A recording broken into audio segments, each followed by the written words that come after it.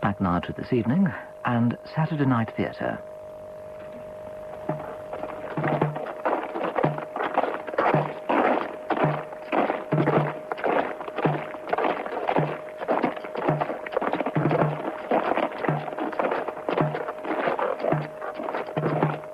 The Hessian by Howard Fast, adapted for radio by Ramsey Williams, with Derek Jacobi as Evan Feversham, Patricia Gallimore as Alice, and Ian Hogg as Squire Hunt. The Hessian. It is a May morning in Connecticut in the year 1781. There, Rodney. I'm sure that's the best way. Cut them just above the deadwood, about halfway up the stem. If you say so, Doctor. I sometimes wonder, Alice, if I'm not wasting my time trying to grow grapes in this wretched soil. Oh, they look healthy enough to me, Evan. Yeah, they looked healthy enough last year, but the wine set one's teeth on edge. You're just too impatient. I doubt grapes were ever meant to grow here. Although, there is a legend to the effect that the Vikings once came to Connecticut and called it Vineland. Did you ever hear anything about that, Rodney? Eh? Folk stories or the like? I never heard of no Vikings hereabouts. Perhaps they was high-top folk. I remember once... What is it, Rodney? Someone coming, boss. Someone on a small horse. I don't hear anything. Do you, Alice? I hear him. Just beyond the ridge. On the road from Norwalk. See! Down there! Coming this way. Rodney, you never cease to amaze me. To see, Alice. What a comical sight. A tiny man on a tiny donkey. I think he must be a priest of sorts. He's wearing one of those ridiculous garments of what do you call it? A soutane. Yeah, well, come, my dear. We'd better wash up if we have a visitor. Rodney, see to the priest, make him welcome, and when you've stabled that ridiculous animal, bring the priest up to the house. Yes, Doctor.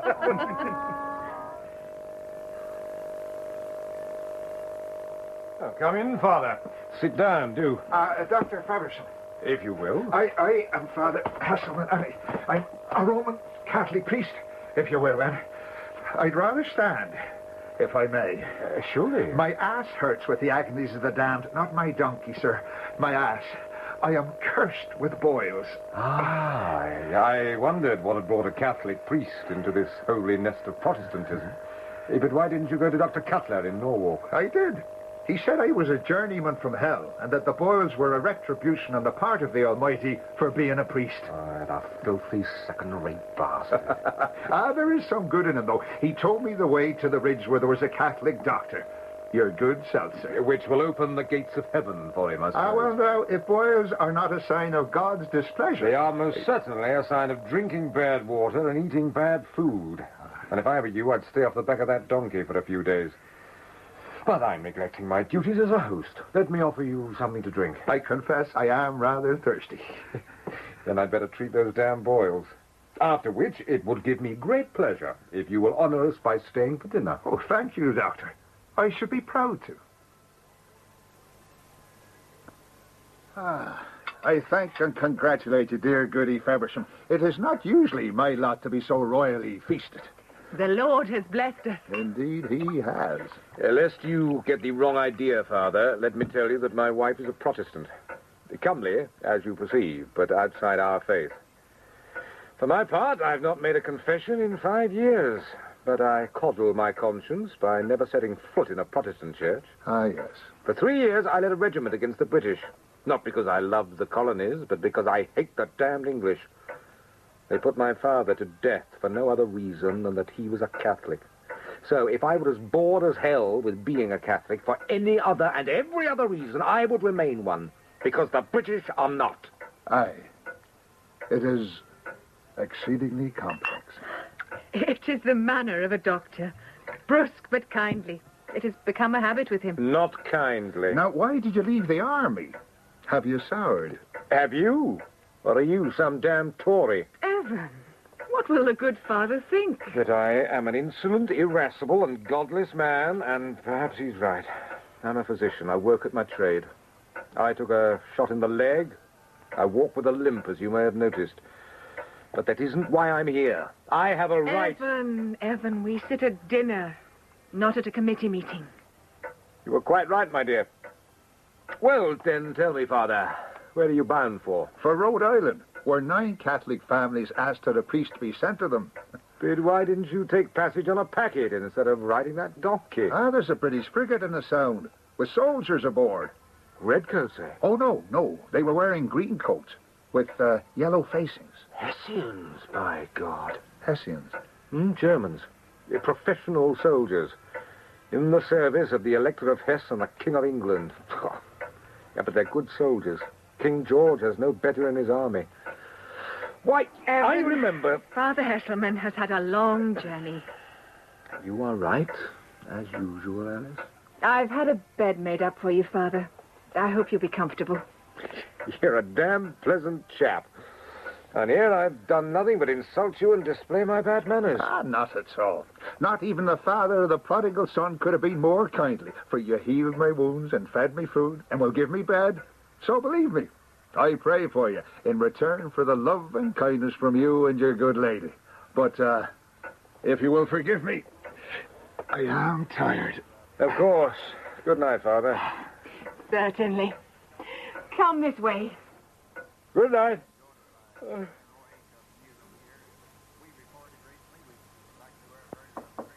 Come in. Begging your pardon, Doctor. What the devil do you want this early, Rodney? It's Squire Hunt and Miss Jenny Perkins.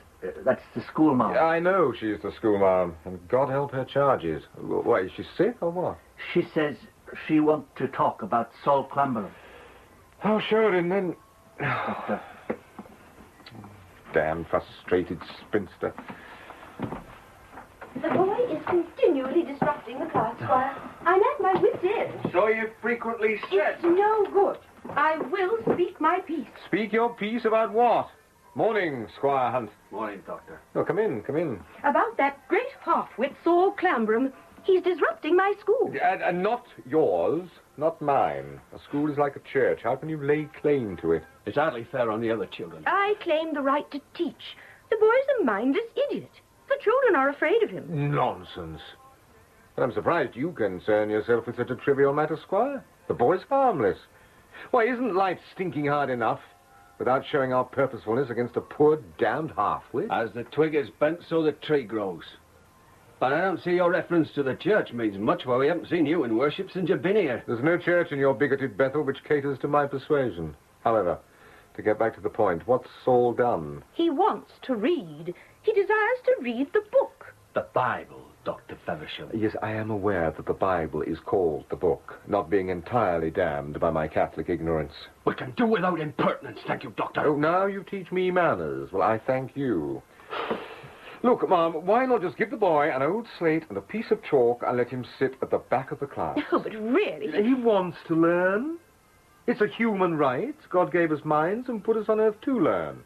The boy's harmless enough, only a little coddled. What harm can he possibly do if he sits quietly at the back of the class? Oh, very well. Just this once, mind. Just this once.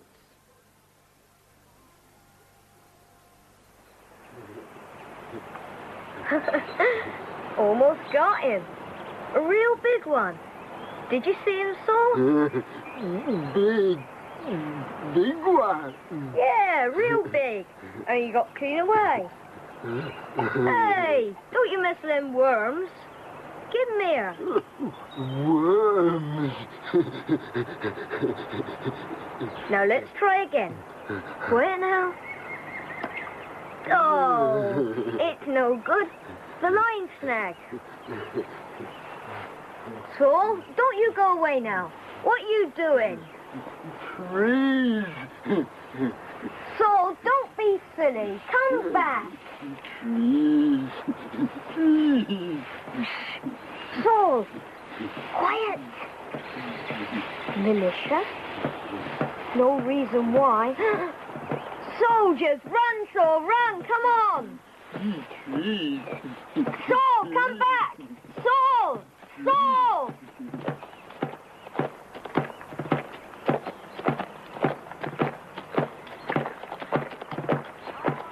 Here, Bader!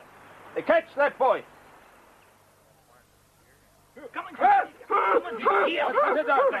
It's Nathan Chalk, Herr Oberst. He has been making marks on the slate. Let me see. Where's his teeth, boy? Huh? Junge is obviously a colonial spy. He has been taking note of our movements. Hang him! You, Sergeant, Herr Oberst, und ihr Männer. Roll up over that limb. Schnell jetzt, schnell! Watch the side. That's it. Alles fertig? Fertig, Herr Oberst. Take the boy. Take. He's only a boy, Herr Oberst. He is a spy, Sergeant. Hang him. You four. Pull on the rope when I give the word. Pull that noose tight. Now, take the strain. 1, 2, pull.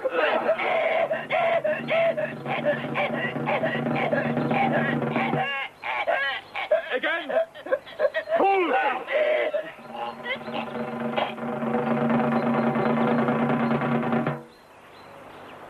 Und Gott have mercy on your soul. An der Reihe, Sergeant! An der Reihe, schnell! Drummer boy! Vorwärts!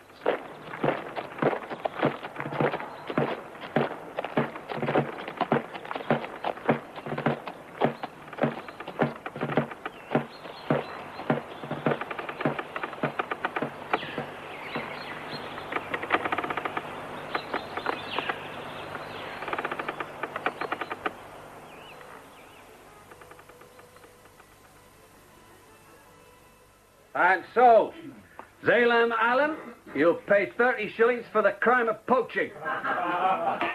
Well, that's not fair. And you, my cousin? You talk like that again in my court and I'll break your back and do it with my own 2 hands. Harry, could too, Salem. You are not my cousin. I'm not even sure you're my wife's cousin, though you claim to be. But let me tell you, Zalem Allen, if you were my blood brother, you would have justice in this court. How were you going to prove that I poached, huh? You've got your judgment, sir. This is a fair court. Dr. Feversham stands there, drinking his small beer like the fine British gentry he is, and comparing. Will you have him think us worse savages than he done already? I think you the soul of gentility, Squire Hunt, upon my soul. On your Catholic soul. Oh, no doubt, no doubt. Now, what is the next case?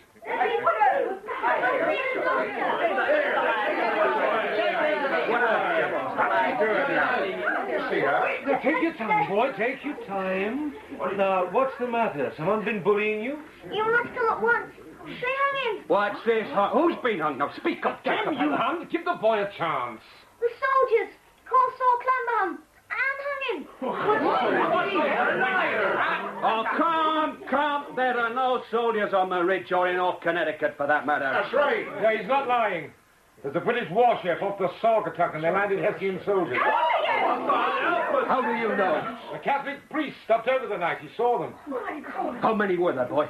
16 and a drummer boy on haytop. Only 16.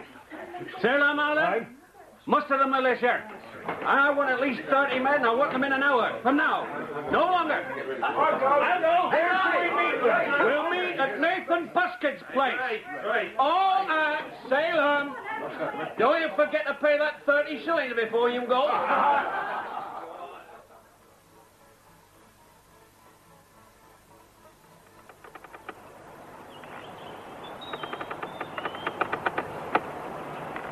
He's dead. Poor little boy. I'd better cut him down. If we lay him in the woods, the animals will be at him in no time. Well, we'll take him to Buskin's place. There's no time. Understand this, Feversham. Those Hessians are not going back to their ship. I'm going to stop them. Hans, you're not serious. I've never been more serious in my life. Where do you think they went? To the high ridge. Where else? Exactly, where else? They want to see the river. They'll not stay there. 16 of them. They'll be back. This is the only way through, and when they come, we'll be waiting. Can't you... What the hell's wrong with you? They've hanged a man. Our man. What is it? Are you afraid? Is that it? If you want it that way, yes, I'm afraid. I've lived through 12 battles in my lifetime, France, Spain, and here too, and I've been afraid every time. The war is over, Squire Hans. You know that as well as I do. The British are beaten, and you know that as well as I do. But these Germans are still the best soldiers in the world, and I say let them go. Let them get back to their lousy ship and sail away. And then perhaps we will live the way God meant us to. Will you read God's word to me, Doctor? Then let me read you some. An eye for an eye and a tooth for a tooth.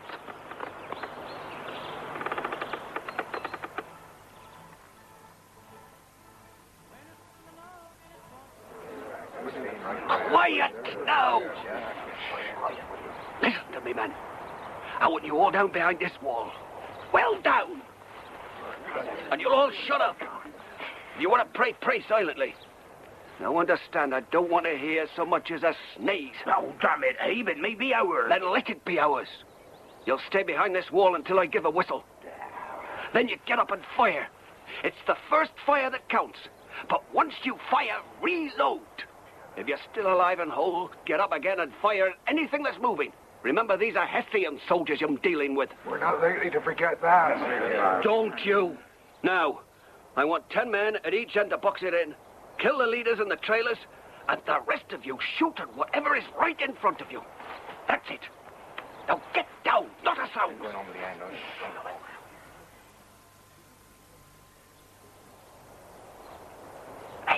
Abe, somebody's coming. Stand by, men. It's the doctor. God damn it, Feversham. What the hell are you doing? You could give the whole damn thing away. I cannot run, and I cannot walk bent over. And since a Hessian bullet did it, it would make for a certain poetic justice, would it not? Damned if I see that, but you better get down here, quick.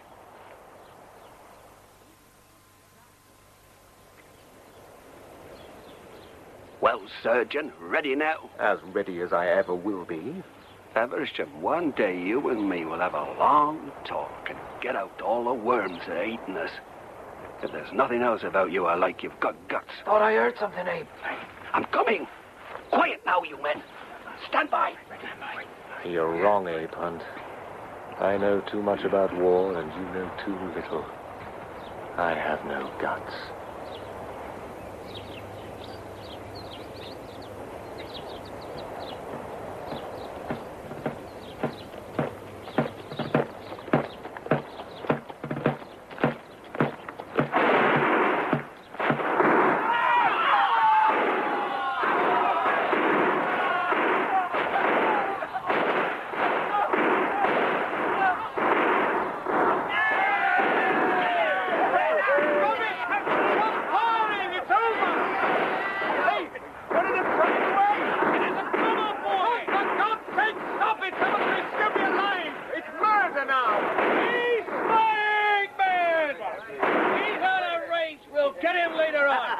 Well done, Abe. We got everyone. Well done, men. I'm proud of you. Oh, Doc, one of them's still alive. For Christ's sake, bring my kit and some bandages.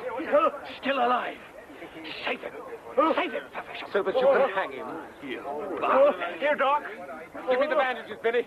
And Hunt, send someone for water. Quickly. Get water, John. Right, Squire. And you too. Get your horses and ride after that drummer boy. Right, Squire. There. Now, keep him still. Will he live, Doc? With 20 birdshot wounds in him, no, Billy, he won't live. Doc, you're proud of this day's work, Billy?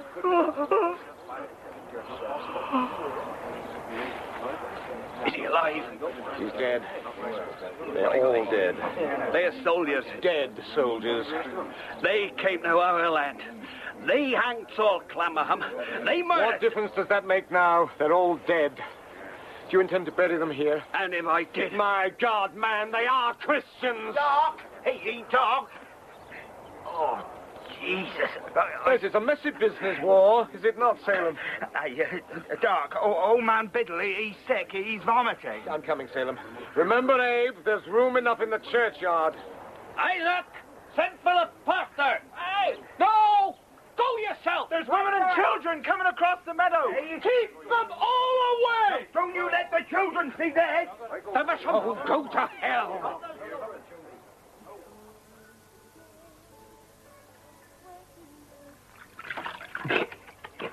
What happened out there? I heard guns. Nothing happened. Are you sick? No, I'm not sick. Just get me some coffee. It will be better if you talk about it. You will set it better in your heart and mind and not be in such a turmoil. How the hell do you know what turmoil I'm in? How can I know if you will not tell me? Well, they slaughtered them. Stiffened in the task by that butcher Hunt. Evan, are you not forgetting how afraid they were? Who? Our people. Your people? My people, then. And do you not think that Squire Hunt was afraid? What if it had been the other way, and the Hessian soldiers had left you and the rest of the militia lying in your blood? What the devil are you trying to say? I'm only trying to say that Abe Hunt is not entirely the person you think he is. He is honest and loyal, and his reputation is for the best magistrate in Western Connecticut. Yeah, he is a righteous man. You Puritans are an amazing lot, and most amazing is your corner on righteousness. And now you're angry? Not at all. Me angry? No, indeed.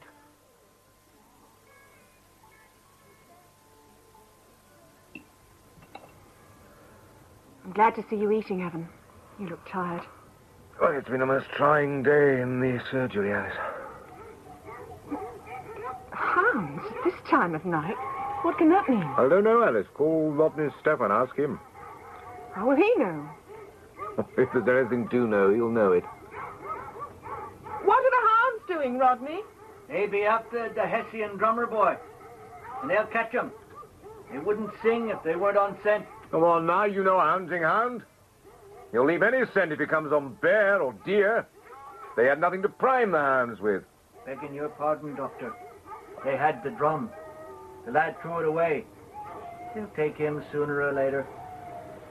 Thank you, Rodney.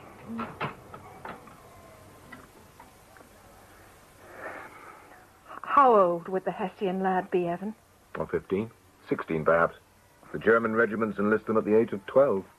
How dreadful. Indeed. I saw a drummer boy of 12 die at Monmouth, our own. And the Cutler twins are, what, 13, 14? What have they to do with it? They were at the ambush. Oh. What will they do with him when they catch him? Alive? Don't be vile. It's been a vile day. They'll try him. For what? For running away? For being a Hessian? For the murder of Saul Clamberham. Pardon me, Doctor. Young Jacob Heather is outside, asking for you. Why, is he ill? He seems well enough. He asked to see you in private. Did he? Well, what the devil... Oh, all right. I'll see the lad. Well, boy, what is it? My father said I was not to beseech thee if another stood by. Well, we're alone now, Jacob. Yes, sir. My father says you must come, and the need is very great, sir. Dr. Feversham, please come. Who is sick? Not your mother? The baby? I cannot tell thee. You cannot or you will not. Come now, Jacob. It's 4 long miles to your place, and you want me to ride over there without knowing how or why? Yes, sir. The need is very great, sir. Indeed. Well then, Jacob, we'd better be quick.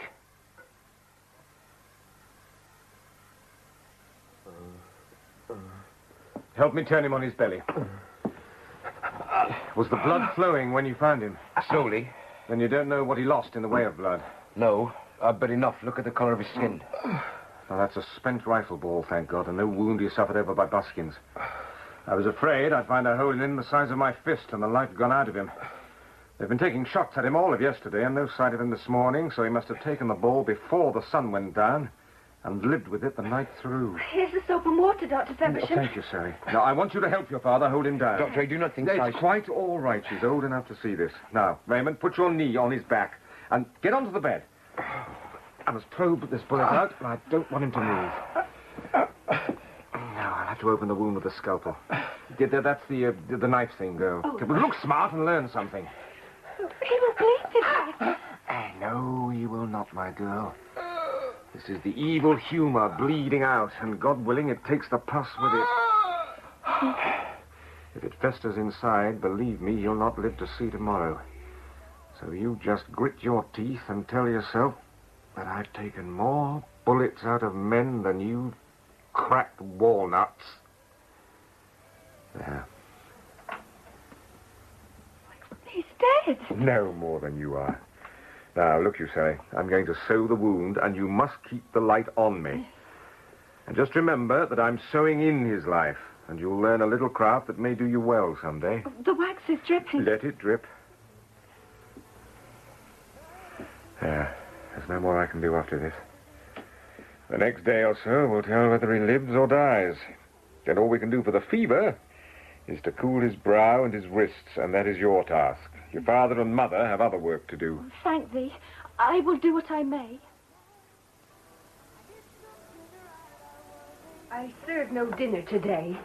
Thee must know, Dr. Feversham, that we are not ourselves today. Thee understand.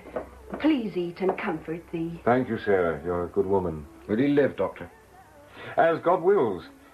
And if God wills him to live, then so much the greater pleasure for Abraham Hunt when he hangs the lad. No. Squire Hunt is a just man. Sarah, we're all just men. And we make the rules of justice. Hunt will hold a court-martial. And I've no doubt that General Pakenham will come over from New Haven. And what will they find? That the lad participated in the hanging of Saul Clamperam. So they will do justice. Unless they shoot him down on sight. No, Doctor. I know what thee must feel to be a Catholic here in our land, and all the little hurts that come to thee. But thee judge us too sharply. Not you, Sarah. I judge others. We will pray, and we will be heard. I'm afraid, Sarah, the doctor's right. We will pray.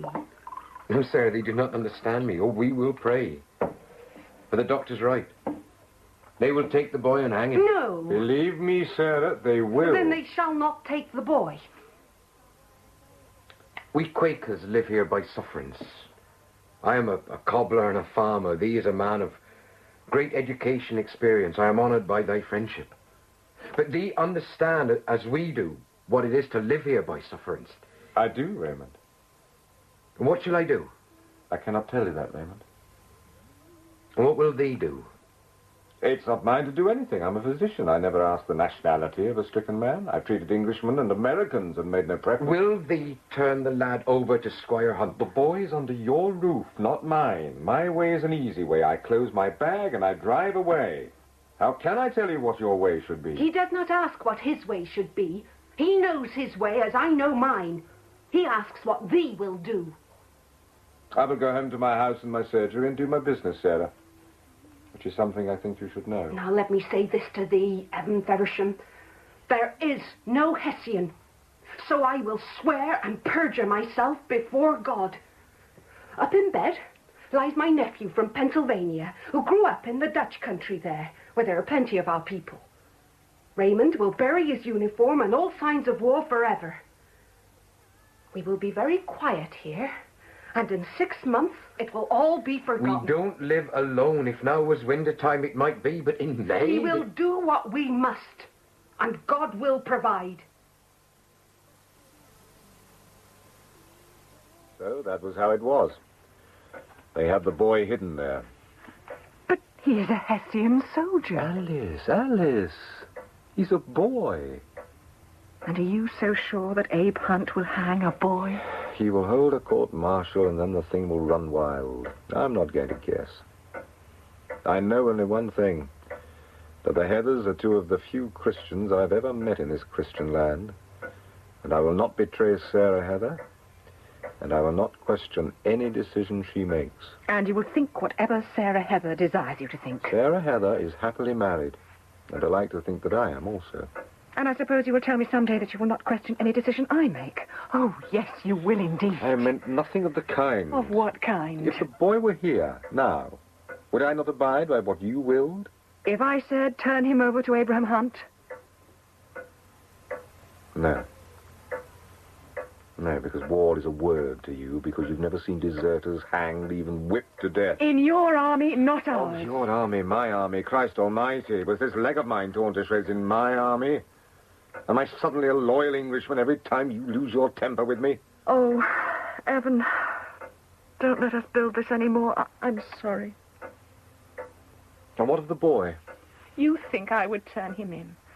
Is that what you think of me? I never thought that of you. Would I have taken him into my confidence if I'd thought that of you? Only, It makes no sense. How can they hide him? I don't know.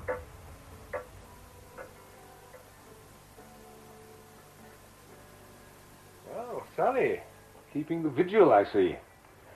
How's the patient? I'm afraid for him. Dr. Feversham, please do not let him die. He's kind and good. Doctor, please. Who said he was going to die? No more nonsense. Boy, can you turn over? Does he know English? Well, he knows some English, but he's out of his head. He does not know what he is saying. Then help me turn him over. All right. There, now, can you hold him, or will you bring your father? I can hold him. Perhaps he will know me. Hans, listen to me. We help thee. Believe in me. Have faith in me. How do you know his name is Hans?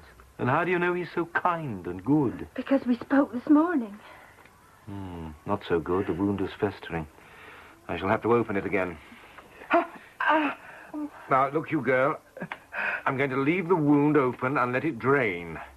I'll stay here by his side. Now, you go down the stairs and eat some food. Then you must sleep. But he needs me. He doesn't need you now. If he needs anyone, he needs me, and I shall do whatever can be done. So get out of here, and don't put your face through that door until I call you. Because he's dying? Because he is not dying. Now go. And send your mother up here. Oh, my God. Yes, that's right. You call on God. I suppose yours is even different yet again. Sally said they asked for me. Would you eat something, Doctor? No, dear lady, but do send Jacob to my wife and let him tell her that I will be here possibly through the night. Caution him to tell her alone and not in front of Rodney Stefan. Will Sally sleep? Oh, I think so. She's very tired. Oh, Evan, what is this Hessian boy in her life? She's your daughter, not mine. Will he live? I don't know. He's burning. Yes. If it breaks before morning, he will live. That is all. Oh, poor Sally, poor child. She has taken his life upon herself. Tell me, Doctor, in thy faith, is there grace? If you are fortunate. I am not fortunate. Did thee know that they buried the Hessian soldiers in the Congregational churchyard? How very generous of them. Oh, thee hate too much, Evan. Perhaps. I find very little to love in this world. How is the lad? Touch and go, Raymond, touch and go. I would have a word with thee, Doctor. I will go down to the kitchen and prepare some food. I have 2 shillings for payment, Doctor. I am afraid thee must take the rest in kind. Raymond. I'm sorry. I will not speak of it again. We go to bed soon. Or shall I stay with you? No, there's no need. They will call me if they need me. I will call you, Raymond. I sleep lightly. Just tap on the door of my room. God's with me here. Yes, God be with you, lad. I would pray for you if I could. Or if I thought it would be of the least help to you. But Sally, I thought I told you to get some sleep. I know we will live or die now, so it's better I be here, is it not? Perhaps. I will only live if his spirit quickens. And will you quicken it, Sally? Yes. Tell me how. With love. I love him. Child, you do not even know him. I know him well, Evan Feversham. We spoke yesterday and I found him, so his life is in my hand, is it not? How do you mean you found him? Did not my father tell thee? No. We didn't speak of how he came to you. Well, he was in the swamp when he came out of there and through the woods and across our meadow. And he hid himself in the hay pile in our barn. When I came in the morning to feed the chickens, I saw his hand from under the hay. Oh, I was not afraid. Then I took the hay away and wakened him. And there was no fear between us. And then I went for my father, who carried him up into the house. But why do you say you love him? Unless you speak of your faith, which I suppose is to love every person if you can. That is one way. I love him another way. I love him as a woman loves a man. Now, aren't you being foolish? He is not a man, he's a boy, and you are only a child. How can you love him? You don't even know him. He's a stranger. There are no strangers to us. Have you spoken of this to your mother and father? No, only to thee to explain why I must stay here. Or thee will let me stay here. If you wish, but I must say I think you're talking romantic nonsense. And if you were my own daughter, I would shake some sense into that foolish head of yours. The worst is over, Raymond. The fever is broken. The boy will live. Oh, thank God. Yes, and that solves nothing. This boy... His name is Hans Pohl. He's 16 years and 9 months of age, and he has been in America 3 years already. His father was a sergeant, and he was born into the army camp.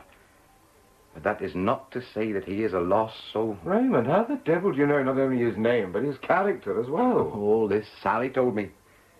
He spoke to her yesterday. And Sally is the judge of his character? Oh, no, Doctor, no. Only God judges. Ah, yes, and only God dispenses mercy. And believe me, Raymond Heather, your Hessian boy will need a plentiful dollop of that.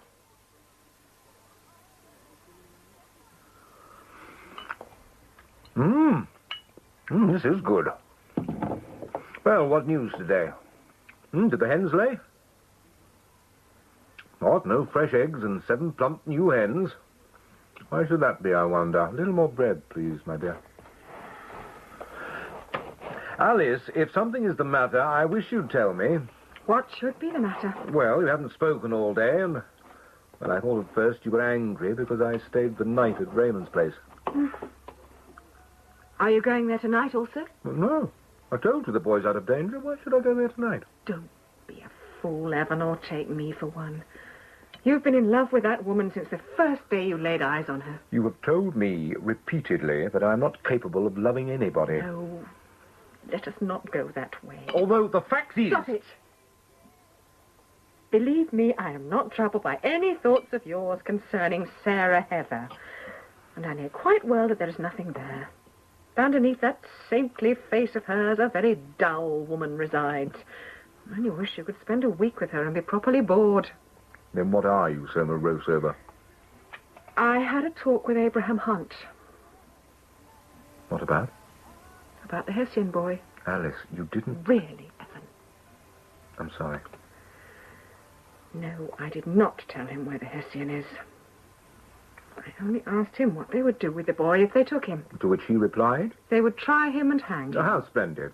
They will not try him and endeavour to discover just what he's guilty of. No, indeed. They will try him and hang him. First the verdict, then the trial. Evan, try to understand. You're an Englishman, and I've never quite understood what our little villages here on this continent mean to you, or how you look on the people we are. But through all the long years of this war, 18 boys have gone out of our little township and have not returned. I don't think they ever will. Do you wonder that we feel a certain bitterness towards our enemies? Especially towards men who fight and kill for hire. Bitterness or plain hatred? Both, I suppose. Is it so strange? No, perhaps not. I don't know.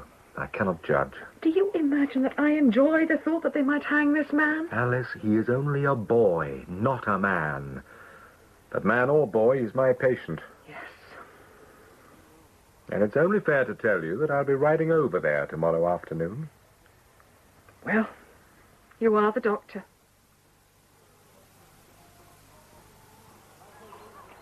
Ah, Doctor! We welcome thee. Jacob, come take the doctor's horse. Doctor, do they prefer black boots or brown? Black boots or brown? Why? Well, some will wear only black, some wear only brown, some do not care. Raymond, if you're thinking of making boots for me, let me tell you plain out that I will not avoid payment in cash and accept it in kind. You cannot pay me for treating the Hessian. Do you not understand why? I think I do, but they are gone to such bitter trouble. As you are. And now, tell me, how is he? Oh, famous. Incredibly so. Well, he's young and strong. Is he still in Jacob's bed? Yes, but fretting to get out and about. Is there trouble with me or mine? I saw Squire Hunt the other day. He has the gout. Alice spoke to him, and he told her that when he lays hands on the Hessian, he'll try and hang him. The trial and the verdict together. He has the gout.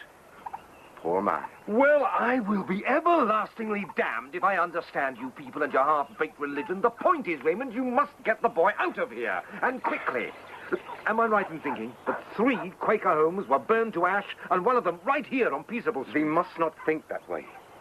That was 3 years ago when feelings ran high. What did they know, poor devils? Quite enough to burn down the houses. They overstate the case. These are good folk here on the ridge. They're like any other people, Raymond. Hot-headed, prone to eject reason from any situation, and very obedient and subject to the thinking of Squire Hunt. How can I get the boy away? Where can he go? Back onto the British frigate down in the Sound. I thought of that. I rode down to Saugatuck yesterday. The ship is gone. Oh, that is the devil's mess, is it not? Well, thee must not fret, Doctor. God will provide for the lad. Are you sure? As sure as I am of the ground I stand. Well, I must go to the boy. I have a great deal to do today, and Alice will wonder what I've got to. And I shall be in the barn if thee needs anything, Doctor. Thank you, Raymond. Was he never afraid? Not when I play the drum. I play the drum and I am begeistert. I do not know how to say it in English, but it comes from the drum. I am... What is it? Oh, this is Dr. Feversham. Ah, Herr Doctor, I know, I think about it much. You saved my life, so my life belongs to you. Your life belongs to nobody but you, Hans Pohl. And as for saving it, this lassie here and her father and mother, they saved your life. But enough of that. Let me feel your brow. The fever, it has gone. So it has. Now, turn over. Herr Doctor? Yes? Are you a friend? A Quaker? No, I'm not. But I will not betray you. You were in the house of Raymond Heather, and to shelter you or not is his decision. I'm a physician, so I keep my own counsel. No one will betray you, Hans. Your wound has made remarkable progress. Doctor, listen, please. I have no one in the world because my father was a sergeant. By the stone wall, he dies with the others. I am afraid. I know it is not manly. I do not try to help him. I run away. You could not have helped him, Hans. It was too late. He was dead. Now we'll leave this wound open for a while. Sally, I want to talk to you outside. Yes, Doctor.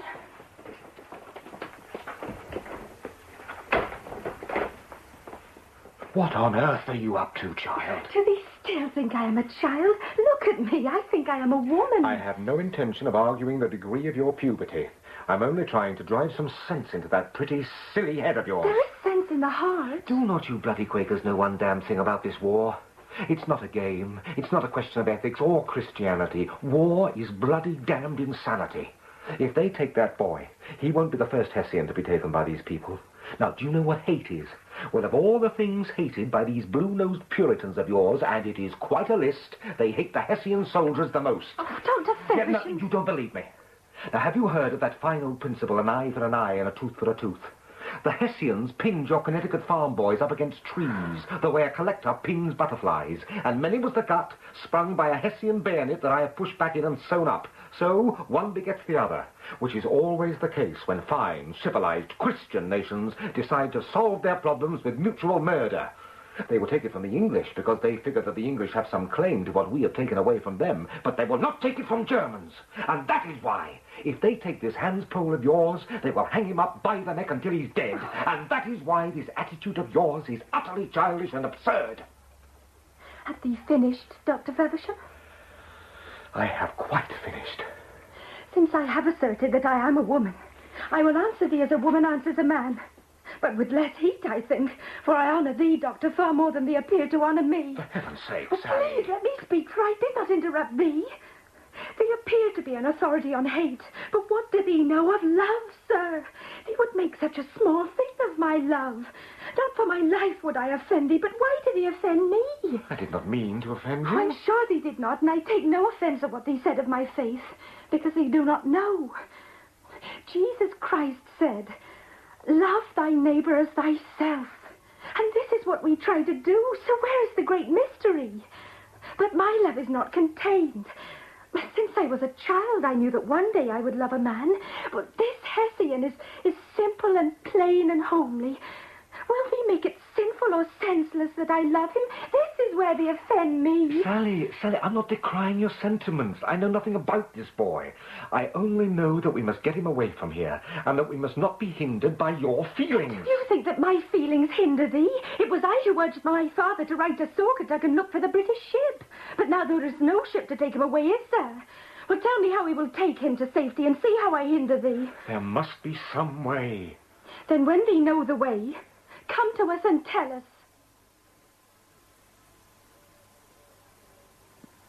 Evan, I thought there was something. What is it?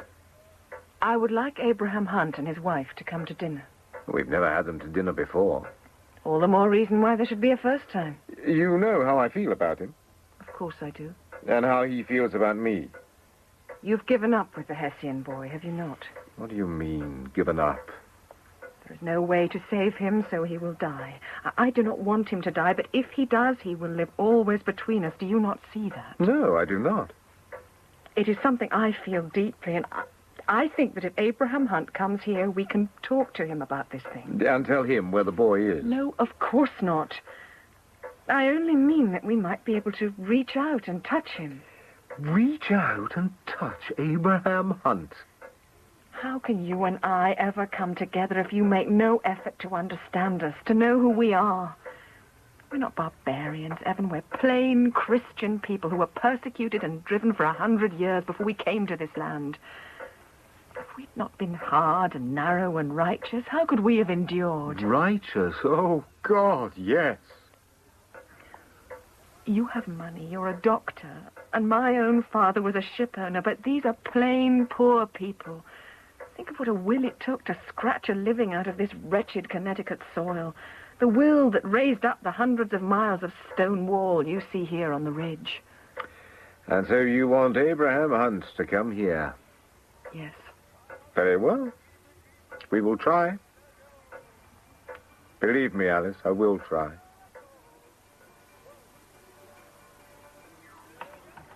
Good morning to thee, Squire Hunt.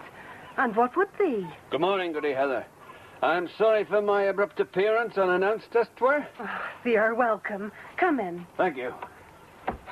I have hot water on the hearth and a sense of this morning's coffee. It makes a poor drink, but will thee have some? No, thank you, Goody Heather. Only a word with Jacob. Now, lad. Yes, sir. When you saw the Hessian soldiers, did you mark the one with the drum? Yes, sir. Was he a boy or a man? He was a man. How old a man? 16 or 17 years. Then he was a boy. I will be a man when I'm 16 or 17 years. I will do what a man must do. By God, you will. I like him. He's a damn fine boy, Heather. Was he tall, Jacob? Like a man. Well, I suppose that's all I'll get out of him. I'll be on my way. Once again, I apologize for my intrusion. Thee are always welcome here, Squire Hunt. Need you still pursue the search for the Hessian, then? We do. And we shall catch him, Raymond Heather. Never you fear. I see you're setting 6 places for this famous dinner party. I've invited John Dorset and his wife, Zipporah. The minister? That was a kindly act. He's somewhat bent by the necessity of being a gentleman and something of a scholar, without sufficient finance for either. He's a good man, and I hope, Evan, that you will act the part of a host to all of them. I have given you my word. But judging from what I've seen in the kitchen, you are not being the best of hostesses. What do you mean? Those great ribs of beef. They're not calculated to alleviate Abe Hunt's gout. Oh. Yeah, but never mind. I'm sure our squire will enjoy them. And you can hardly be expected to serve gruel to a dinner guest. Excellent wine, Evan. They'd no such fare to offer at Heather's when I called there. You were there, Abraham? Yes, Alice, to inquire about the Hessian soldier. They are strange folk. There I agree, Goody Dorset. How they've lived through the years of war with quiet resignation, accepting the outbursts of anger from others and the general climate of contempt. Well, they are God-fearing people. And if they rendered us no assistance, they certainly were of no comfort to the British. At the great battle of the Ridge, they took British wounded into their homes and attended to them. As they took in our wounded. War, charity go poorly together, Abigail. You, John, you'll disagree with me. But we reason from our calling, do we not? You're a preacher, I'm a soldier. War without charity is a ghastly thing. If we cease to be Christians on the battlefield, then God help us. Do you not agree with me, Dr. Feversham? With some reservations. What do you mean?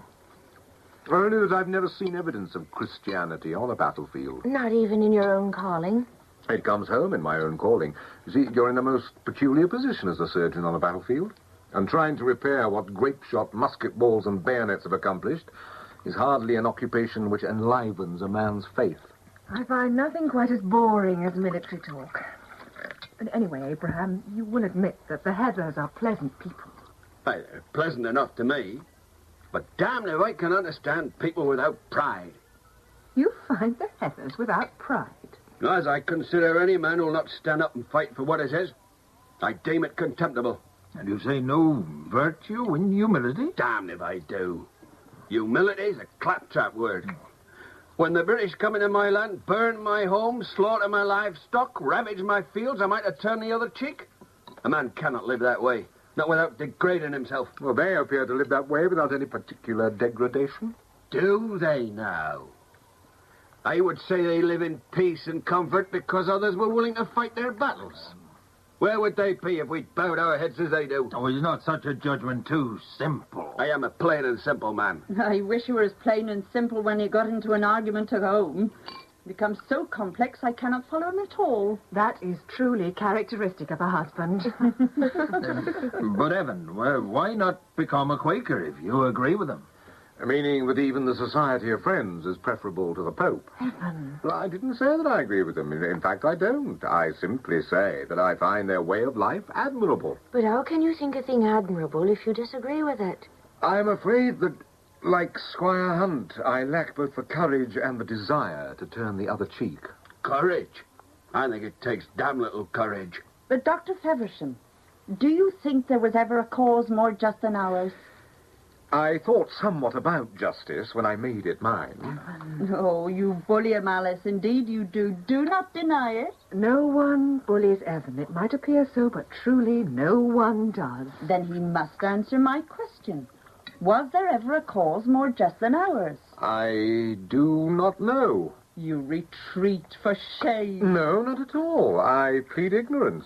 Perhaps Cromwell's cause was as just as ours, but since I'm a Catholic, I could hardly be expected to look on it in precisely that light. You see, my dear Abigail, when nations quarrel, each has a very just cause, and God is always on the side of them both. Oh, my dear doctor, your cynicism is hardly worthy of you. I'm not a cynic. I wish I were. At least there's some comfort in cynicism. If you feel as you do, why did you join on our side?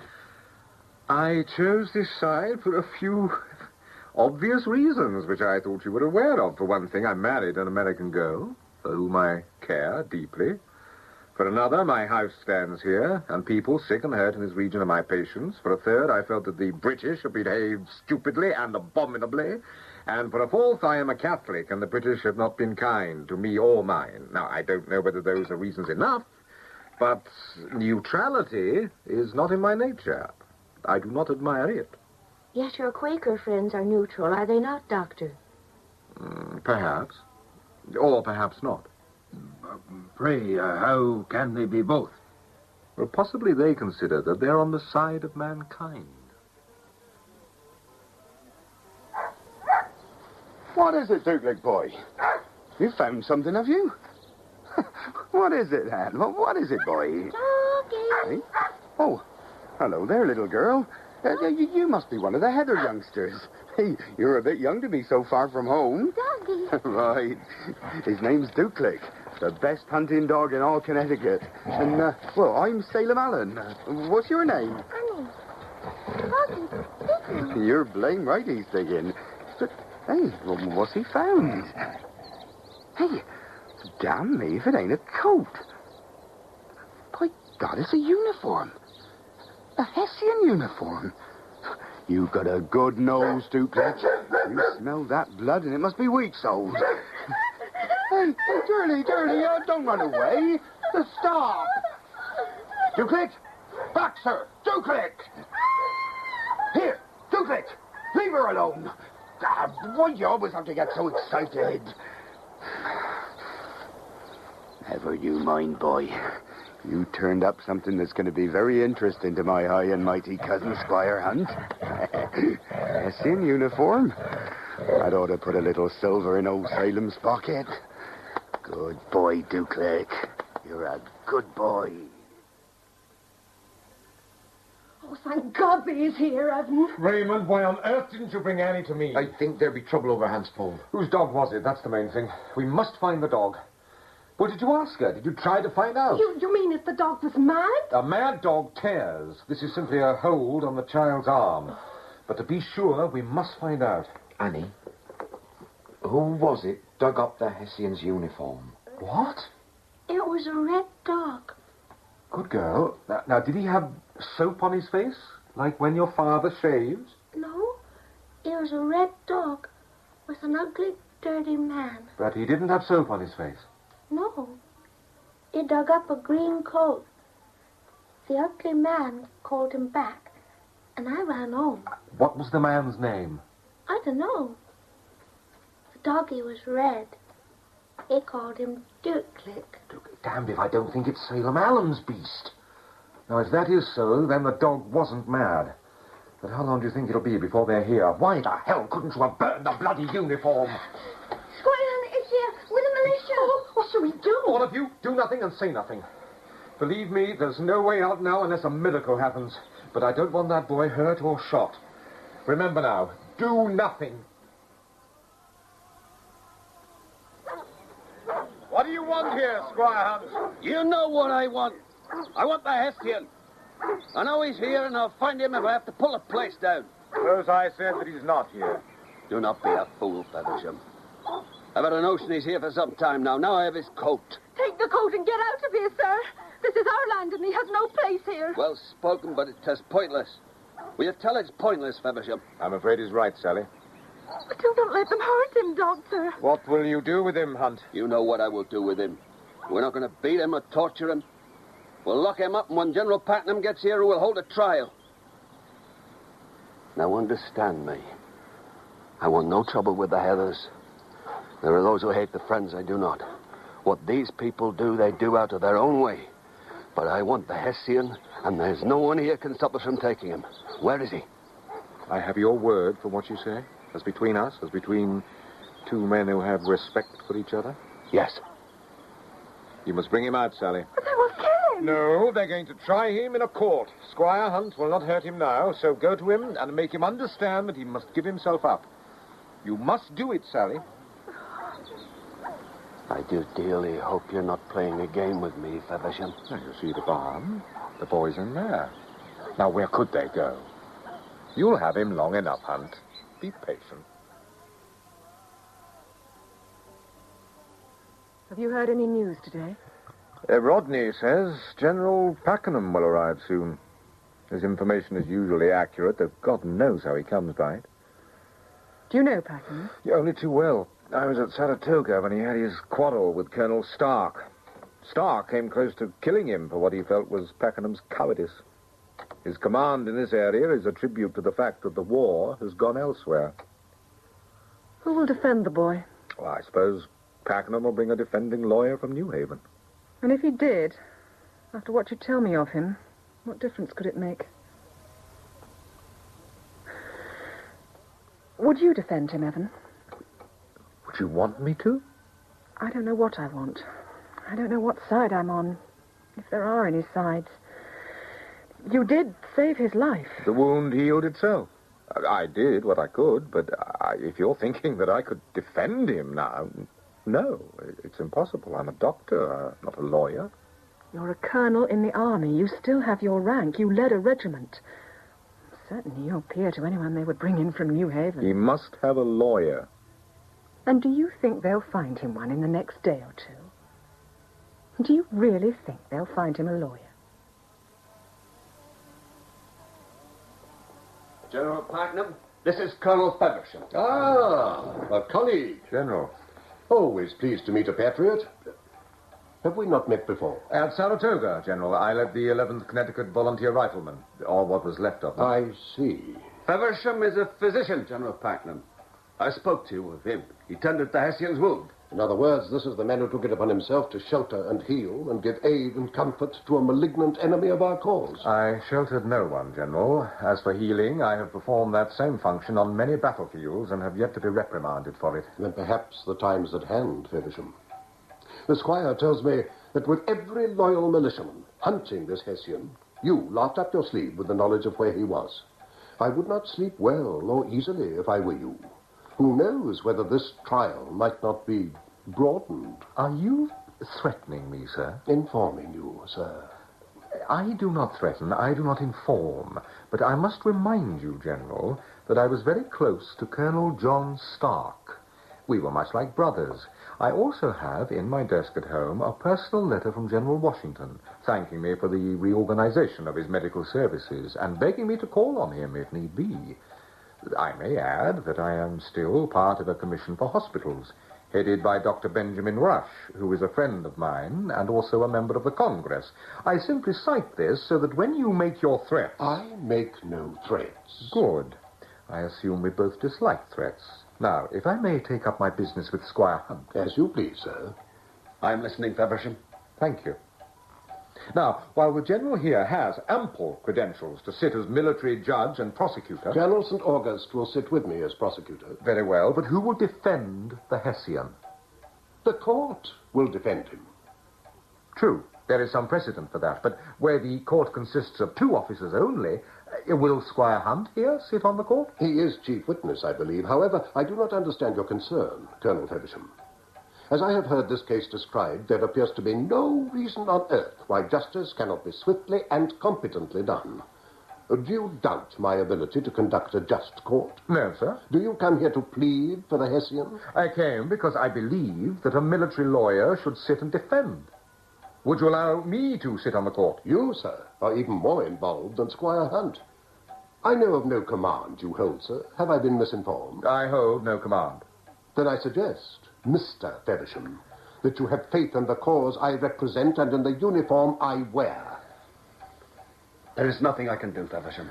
Would you allow me at least to talk to the boy, to advise him, to help him with his defense? What boy, sir? What boy do you refer to? The Hessian, Hans Pohl. He is only a boy of 16 years. What kind of talk is this? Have you never seen boys of 16, 15, 14, even in our own ranks? Have you never seen them lying dead, having paid the highest price a lad can pay? Still, that does not change the fact. I know one fact, Mr. Feversham. The man is a Hessian.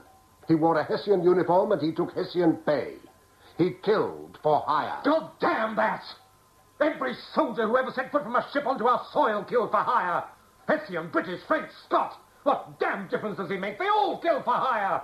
The whole filthy game is played for hire.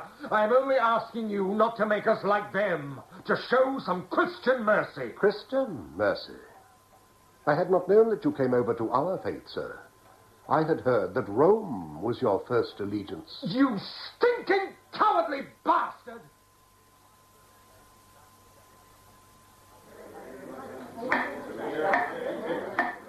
We will come to order. I hereby convene a military court in the name of the sovereign state of Connecticut and the Continental Congress. Bosley Crippett, clerk. General Jonah Pakenham, presiding, with the commission of the military council of the state. Colonel Albert St. August, sitting with him. These are summary proceedings under a state of war. The accused is one Hans Pohl, a soldier in the army of the Elector of Hesse, and sworn to action under the flag of King George III, England. I do not see Raymond Heather, Squire Hunt. I warranted him. Why was no subpoena served upon him? There was no need to be that formal. He was here. I sent him home for his son. Formality is the nature of things military, Squire. When will he be here? Within the hour. Bring the prisoner before the court. You cannot go on this way, Evan. It must not. It does not matter how it goes on. Untie the prisoner. You stand before a legally constituted military court of this sovereign state. Do you understand that? Yes. What is your name? Hans Pohl. Your regiment? 16th Jäger. Your rank? Private soldier. The clerk will read the charge. This charge, that on the 16th day of May, in the year of our Lord, 1781, the prisoner was one of a detachment of Hessian soldiers who made an incursion into the territory of the town of Redgefield. In the course of this incursion, they met with a citizen, one Saul Clamoran, unarmed and dressed in civilian clothes. Without any cause of any kind, and without trial or reason, they hanged him by the neck until he were dead. The court charges that every member of the detachment of Hessians was equally guilty of this cruel and wanton murder, and so deserves the punishment in kind. How does the prisoner before the court plead to this charge? Verstehe nicht. I do not understand. How do you plead, sir? You must give an answer. Either you're guilty or you're not guilty. Which is it? I do not understand. What is there that defies your understanding? The charge is simple and plain. Are you guilty of the murder of one Saul Clamberam, or are you not guilty? How do you plead? Then if you will not plead, I must plead you and accept your silence as a statement of guilt. You will not, sir. This is damnable. The boy speaks kitchen English and no more. He doesn't understand half the words in the charge. How dare you interrupt this trial? Who gave you permission to speak? Since when is a man guilty before the trial? One more word, Feversham, and I eject you. You're here by sufferance. One more word, and I eject you. This is a misunderstanding, is it not, Colonel St. August? As I understand it, you're going to plead him not guilty. I think there's nothing else you can do, sir. He's not yet being tried or heard. If he pleads guilty, he pleads guilty. There is no illegality in that. Then make it clear to him. Hans Pohl, did you murder Saul Clamberam? No, I do not murder him. Then you plead not guilty? I do not murder him. Very well, you may call the first witness. Call Miss Jenny Perkins. I am right here, Bosley Cricket. Come forward. Here, put your hand on the boat. Do you swear to tell the truth, the whole truth, and nothing but the truth? Well, say I do. I will say nothing of the sort. I am not given to lying. If you do not know that, Bosley Cricket, you are a fool, and I have no intention of taking an oath. It is an unchristian thing. This is different. It is not. So long as she places her hand on the book. You see that I have. Very well. Now, what is your name, madam? I am unmarried, sir. My name is Jenny Perkins. If you had given your attention... Please, only answer my questions. Very well. Ask sensible questions. Did you know one Saul Clamberam? I did. How long did you know him? As long as I remember. Did you know his family? He had no family. He was left with Goody Allison by people passing through. Worthless people. Goody Allison took care of him until she passed on. After that, he lived from hand to mouth, and no one took care of him. God forgive us.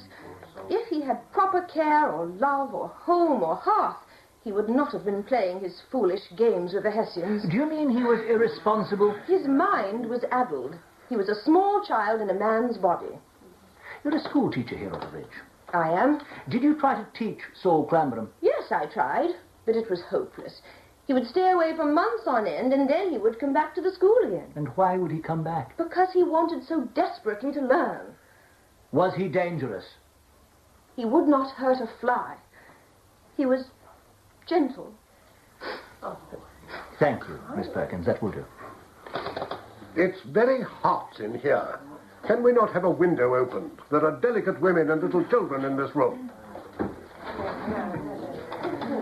Call the next witness. Jacob Adler.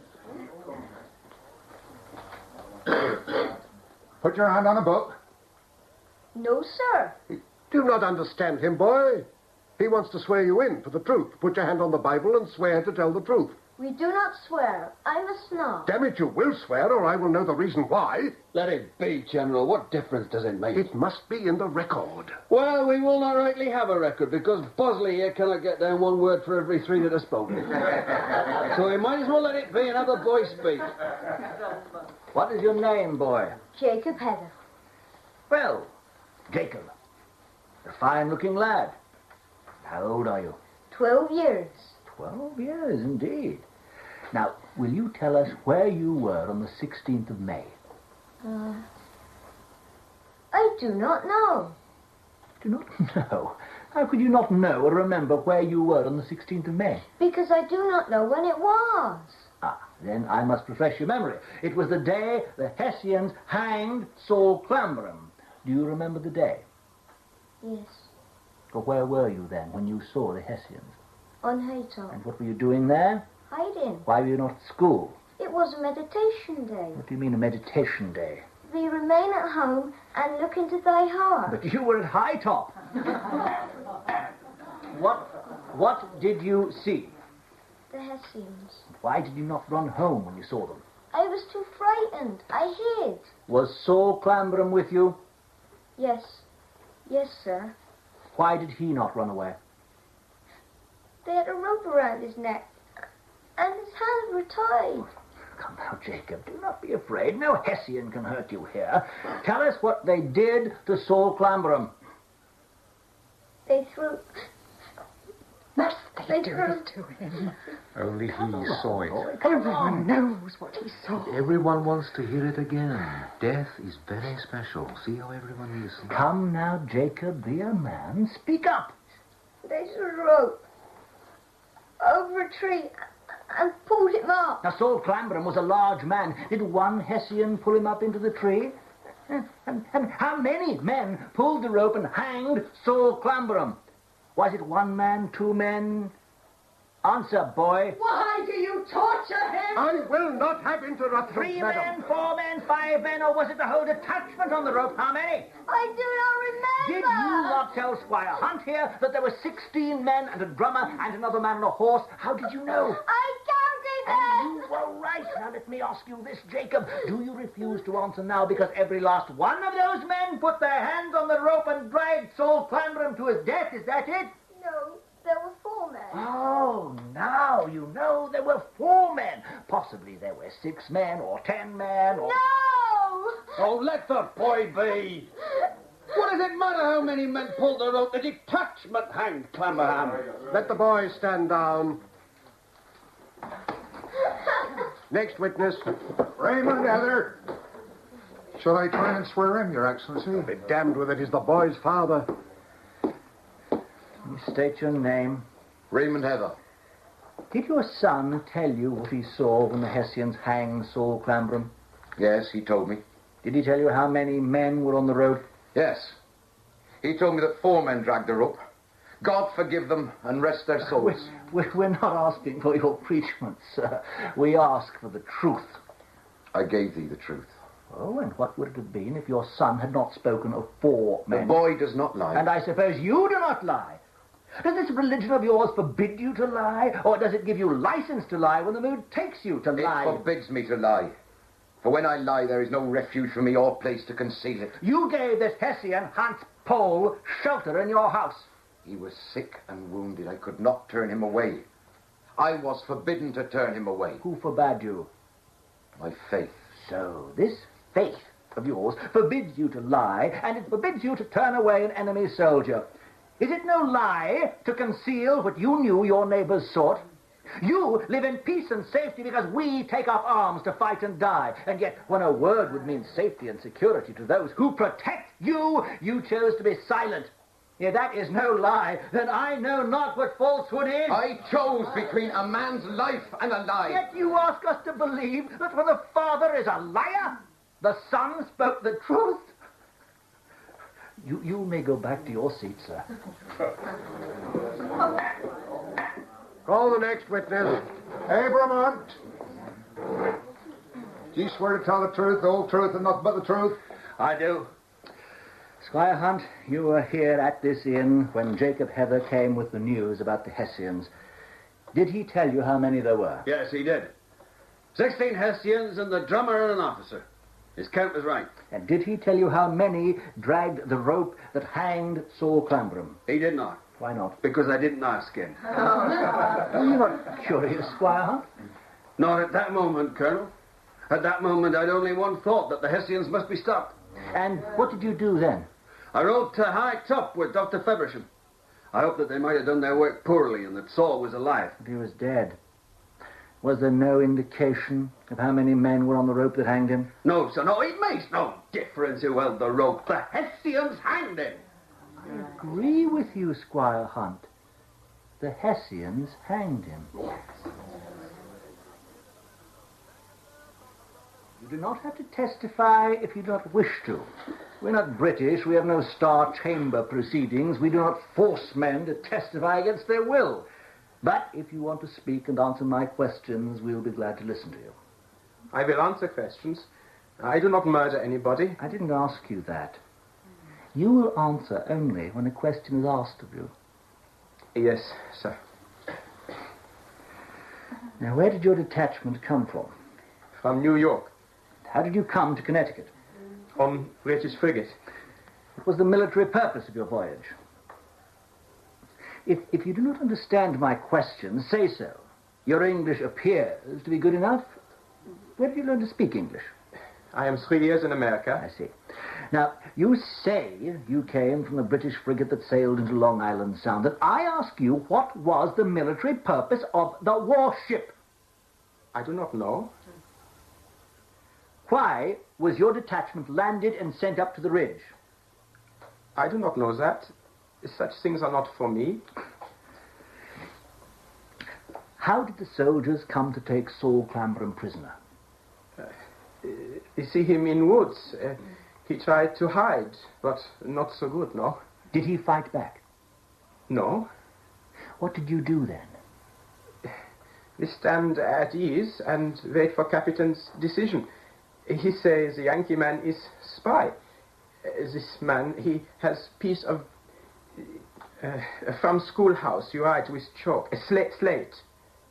On slate are marks, one for each man. So it's information, and Captain says, it tells him he is making intelligence, and only spies make intelligence. Did Clamberam know what the captain said? Did Captain Hauser speak in German or in English? Captain Hauser is here only 5 months. He knows no English. My father... Your father? What has your father got to do with this?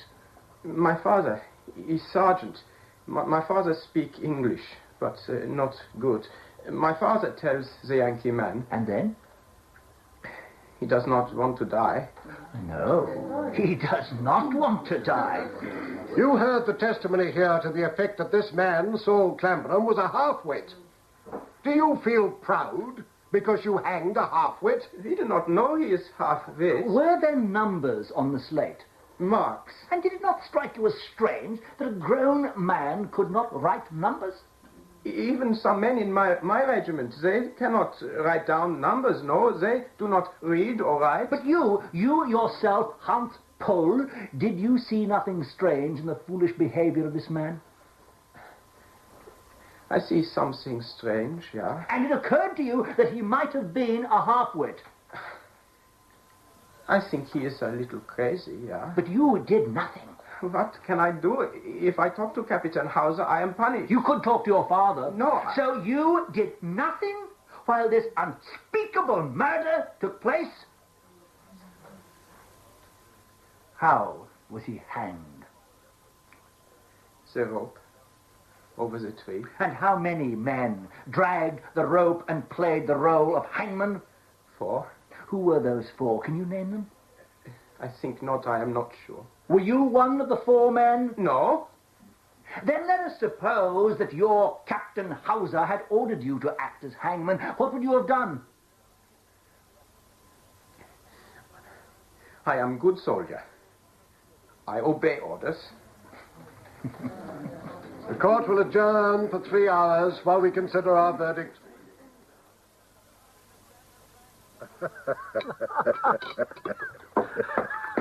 Yes. General Pakenham, I want to plead. Do not think we have anything to say to you, Feversham. I want to plead. Oh, nonsense. Men like you do not plead. Trouble with your kind, Feversham, is that you take everyone else for a fool. Take it for granted that everyone is transparent, but that no one sees through you. Well, go ahead and plead, Feversham. Do not hang the boy. I ask you with all my heart, General Pakenham. I beg of you, do not hang him. Sell him out as a chattel. That's punishment enough. For murder? Come, Feversham. He's no more guilty of murder than I am. Please, I beg it of you as an officer and a gentleman. I return the compliment, Feversham. Though I'm damned if I know how an officer and a gentleman survives up here on this lousy ridge. Yeah. The food's not fit for pigs, and the beer's warm and sour, too. Have a drink with us, Feversham, and let bygones be bygones. Pleading doesn't become you. You heard the evidence, did you not?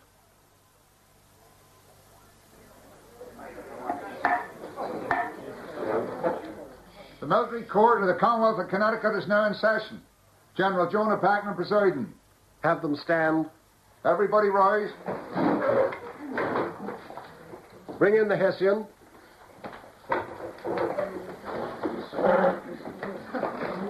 Have you anything to say, Hans Pohl, before this court passes sentence on you? I do not murder any man. Ich bin ein Hesse. I am Hessian soldier. I am a Jäger. If I must die, I will die like a Jäger. Then hear the sentence of this court. You have been found guilty of premeditated murder of an American citizen. We have heard all the evidence, and we've pondered upon it, and we find no extenuating circumstances. Therefore, we sentence you to be hanged by the neck until dead. And may God have mercy on your soul.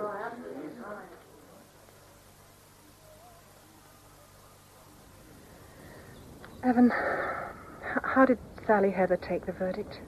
I do not know, Alice. The verdict was no surprise to her. She appears to have walled herself off. But then, I do not know those people. I thought I did, but I do not. Rodney Stephan says that Pakenham and St. August never even discussed the verdict. He says they sat in the inn and stuffed themselves with food. There's very little he misses. Did he also tell you that I saw them?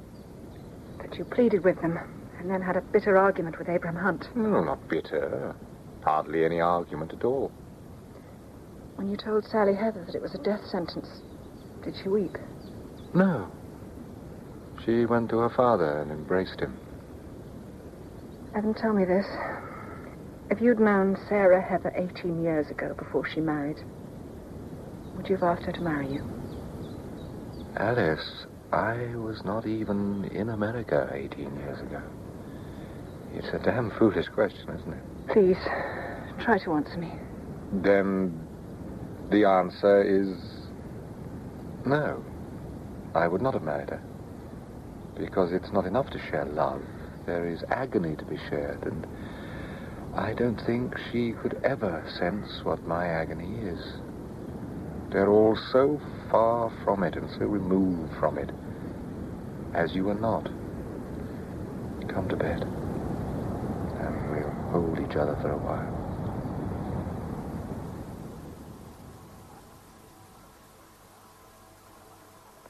It is a mournful sound, is it not?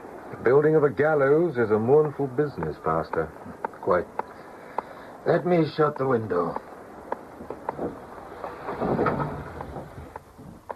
Now, sir, what can I do for you? It's about the Hessian, Hans Pohl. Will you allow him to be buried in the churchyard with the others? Oh, of course, of course. Did you mark the Hessian soldier's grave? We will. I must go to Danbury and talk to the stonecutters. I thought of a stone with all the names inscribed on it. But the truth is, we're not a wealthy church. How much will it cost? $100 Spanish or £10 sterling. It would have to be a large stone. Add the boy's name to it, please. Of course. Should I have some small service here? I'm going to ask Raymond Heather what to do. Do the Quakers have any special ritual for the dead? I'm afraid I don't know. They're good Christians. If they want to, it might be better if they should do it. It's not easy for me to say this, but it might be better. Dr. Feversham, do not judge us too harshly. You've been a soldier. You know how merciless war is. Is war merciless? Or are men merciless, Pastor?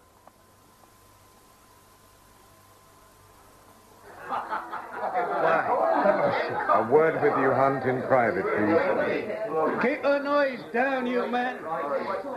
Come over here. Well, what is it? I have Raymond Heather and his daughter Sally outside. You brought them here today. It was not my doing. The girl has a will of her own. Well, if they're here, they're here. What of it? She wants to see the Hessian. Damn you, Feversham. What kind of nonsense is this? What good will it do for them to see each other now? No good as far as you or I are concerned, but it's something she wants, and wants desperately. Tell her no. Do you not understand that Pakenham is running this now? I'm out of it. I don't think you are out of it, Hunt. I know what Pakenham will say. I don't think you give a damn what Pakenham will say. I think you despise him as much as I do. You did this thing, Hunt, not Pakenham. Are you going to tell me now that you haven't got the guts to stand up for it? Do it, Hunt. Do this thing. Bring her round by the back way. I do not want her coming through here.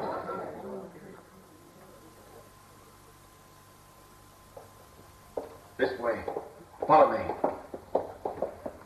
Open the door, Jeb. But, Squire, my order... Open it.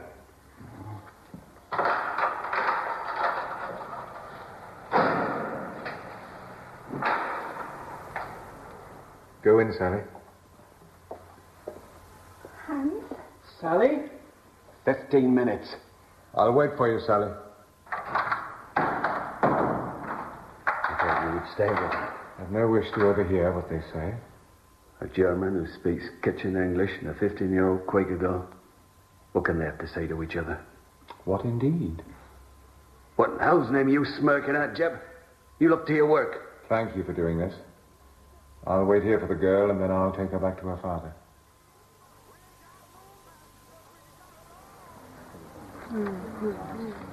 Is everything ready, Squire Hunt? It is, Colonel. Bring my Hessian out.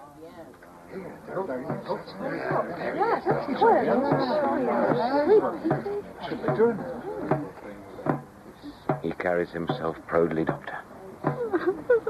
And bravely. His life is ending almost before it has begun. And he can only justify this meaningless death by being brave.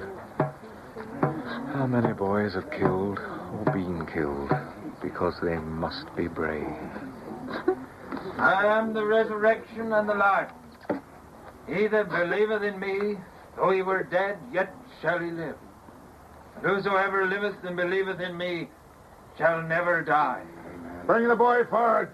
Oh, Father. Father. Have courage, daughter. Courage.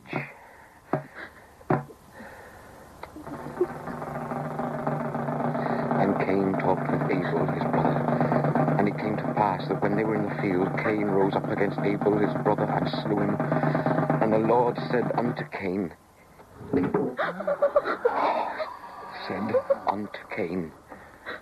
Where is Abel thy brother? And he said, I know not.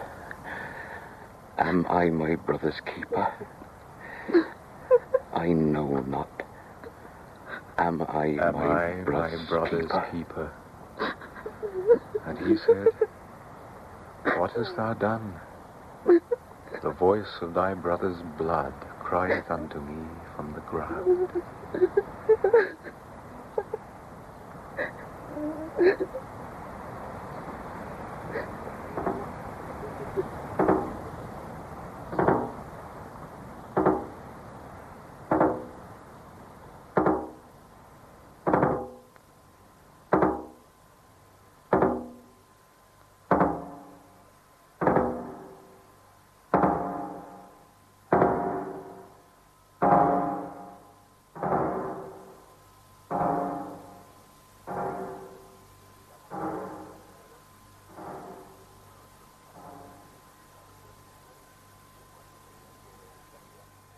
In The Hessian by Howard Fast, Derek Jacobi was Evan Feversham, Patricia Gallimore, Alice Feversham, and Ian Hogg, Squire Hunt.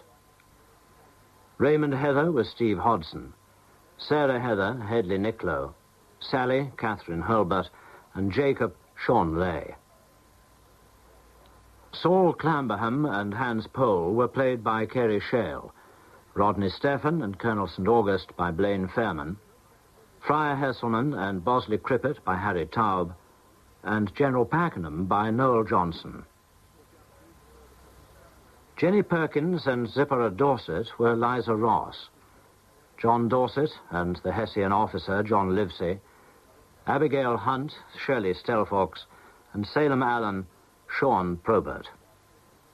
Billy was Jonathan Owen and the Hessian sergeant Crawford Logan. The novel was adapted for radio by Ramsay Williams and was directed in Birmingham by Vanessa Whitburn.